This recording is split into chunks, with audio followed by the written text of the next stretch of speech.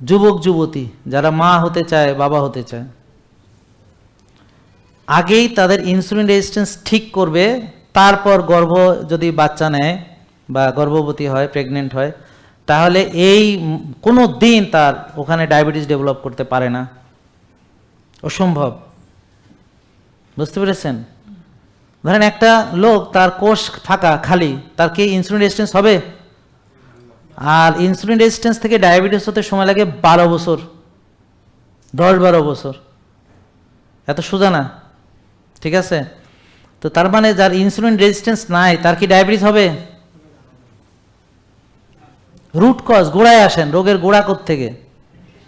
তাহলে একটা লোক, তার কোষ যদি খালি থাকে, পরিচ্ছন্ন থাকে, কোষে যদি প্রদাহ না থাকে, টক্সিসিটি না থাকে, তাহলে তার পিসিওএস হতে পারে না, ডায়াবেটিস হতে পারে, কথা বলেন, পারে?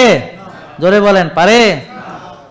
প্রেশার হতে পারে না, হার্ট অ্যাটাক হতে পারে না, ফ্যাটি লিভার হতে পারে না, ব্রেন স্ট্রোক হতে পারে না, কোনো রোগ হইতে পারে না, অসম্ভব। দেখছেন গোড়ায় গলদ।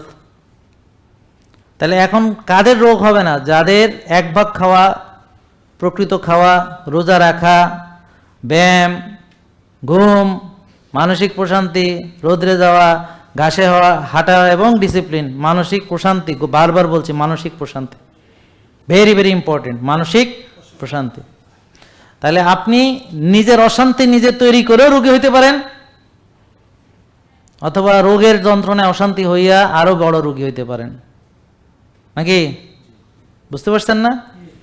তা এখন মানুষের রোগ, যেই রোগগুলো বললাম যে চিকিৎসা আছে, ম্যালেরিয়া, টাইফয়েড, নিউমোনিয়া ইত্যাদি, আমরা সেগুলো নিয়ে কথা বলছি নয়, এগুলো নিয়ে আমাদের আলোচনার বিষয় নয়। আজকের বিষয় হলো যেই রোগ আমার 2 হাতের কামাই। তাহলে পিসিওএস রোগের ইনসুলিন কেন বাড়ে বুঝছেন? এখন ইনসুলিন বাড়লেই পিসিওএস হবে।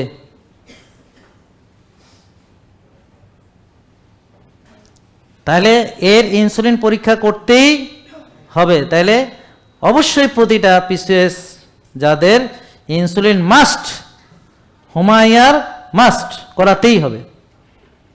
এবং যখন দেখবেন ইনসুলিন 3-4, ব্যাস, যখন দেখবেন হোমায়ার 1, ব্যাস, সুস্থ।